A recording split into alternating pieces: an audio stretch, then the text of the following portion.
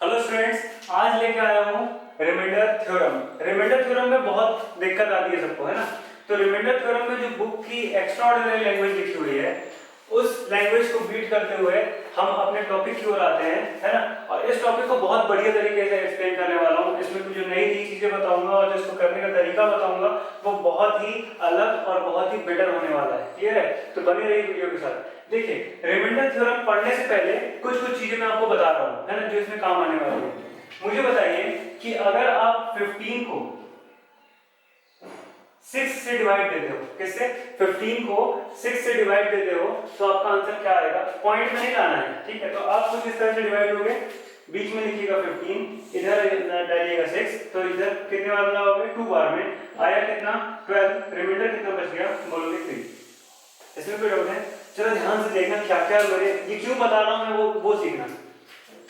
ये जो बीच में लिखा हुआ है इसको क्या बोलते हैं? इसको बोलते हैं डिविडेंड। क्या बोलते हैं? डिविडेंड। ये जो लिखा हुआ है इसको बोलते हैं क्वोशिएंट। सब बताऊंगा क्यों बता रहा हूं इसको, ठीक है, डरना नहीं।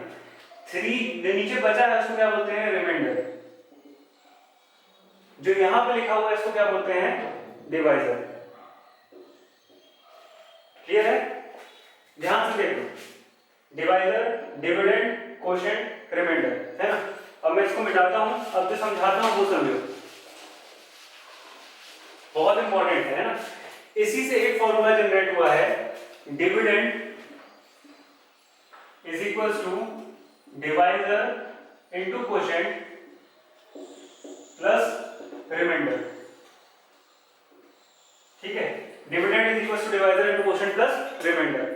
ध्यान से देखो कि क्वेश्चन है, रिमाइंडर थ्योरम जो बोलता है वो late px be any polynomial of degree greater than or equal to 1। ध्यान दो, ये बहुत इंपॉर्टेंट लाइन है। बोला है कि आप मानिए कोई भी एक पॉलिनोमियल है px, पॉलिनोमियल ऑफ x है जिसकी डिग्री 1 के बराबर और 1 से बड़ी है, ग्रेटर देन और इक्वल टू 1 है।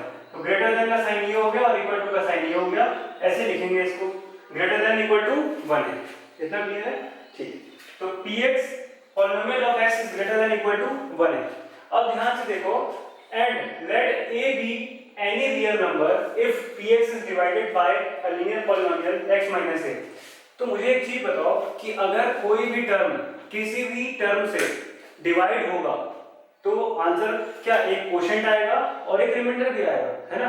अगर कुछ भी किसी न किसी से डिवाइड होगा तो एक क्वोशिएंट भी आएगा और एक रिमाइंडर भी आएगा, ये बात तो सबको पता है ना। तो देखो जरा आते हैं क्वेश्चन की ओर। देखो, अगर मैं बोलूं कि जो डिविडेंड है, अगर आप देखो यहाँ पे बोला है कि and let a any b number, any b real number if px is divided by a linear polynomial x minus a। तो px क्या हो रहा है? डिवाइड हो रहा है ना। डिवाइड होने का सेंस क्या है कि वो एक डिविडेंड है, और डिवाइड जिससे किया जा रहा है वो क्या है? डिवाइजर है। तो यहाँ पे डिवाइजर का काम कौन कर रहा है? बोलोगे x माइनस a। ये x माइनस a से डिवाइड हो रहा है कौन? px। तो डिवाइजर हो गया x माइनस a और डिविडेंड हो गया कौन? px। अब यहाँ पे क्वोशिएंट, तो क्वोशिएंट क्या है? अपने मन से मानो क्वोशिएंट क्या है? बोलोगे क्वोशिएंट है सर qx। क्या है? qx। ये है। अब रिमाइंडर जो है, रिमाइंडर मानो rx। रिमाइंडर क्या मान लो? rx। क्लियर है यहाँ तक? चलो बढ़िया है। अब मेरे को एक चीज बताओ, यहाँ पे बोला गया है px भी any polynomial of degree greater than और इक्वल टू 1।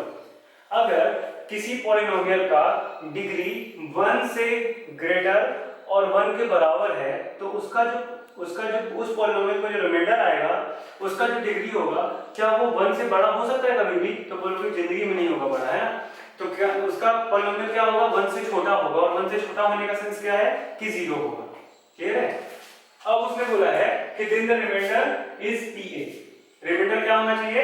अगर आप पॉलिनोमियल को a के बराबर रख दो तो रिमाइंडर आपका क्या होगा? चल आइए प्रूफ करते हैं। तो अगर मैंने इसको px रखा तो मेरा जो इक्वेशन बना वो बना x minus a into qx।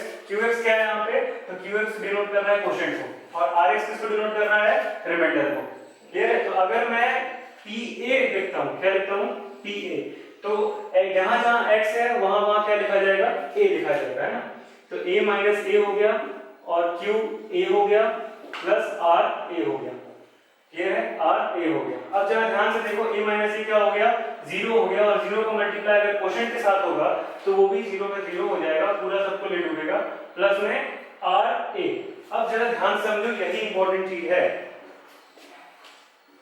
R A जो लिखा हुआ है, मेरे को बताओ कि जो पॉलिनोमियल लिखा हुआ है पॉलिनोमियल ऑफ ए, अब आर ए जो है यहाँ पे वो क्या है, लीनियर पॉलिनोमियल था।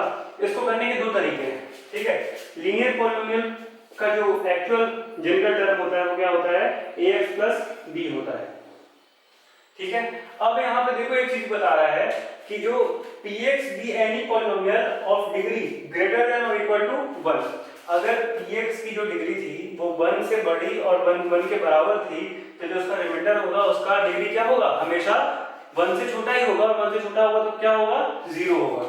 तो अगर इसका डिग्री 0 हो गया, तो अगर आप जानते हो किसी भी टर्म का अगर n की पावर 0 है तो आंसर हमेशा 1 आता है, किसी भी टर्म का अगर पावर 0 है तो आंसर हमेशा किसके बराबर आएगा, 1 के बराबर आएगा। और जैसे ही हमने इसको 0 के बराबर कर दिया तो आंसर आ गया r into 1, किसके बराबर आ गया, PA is equals to r। और यही हमको प्रूफ करना था कि PA is equals to क्या आ रहा है, तो आप बोलोगे कि PA is equals to r आ रहा है। ओके, तो यहाँ पे होता है हमारा रिमाइंडर थ्योरम खत्म, और मिलेंगे हम नेक्स्ट एक्सरसाइज में, तब तक के लिए गुड बाय, टेक केयर।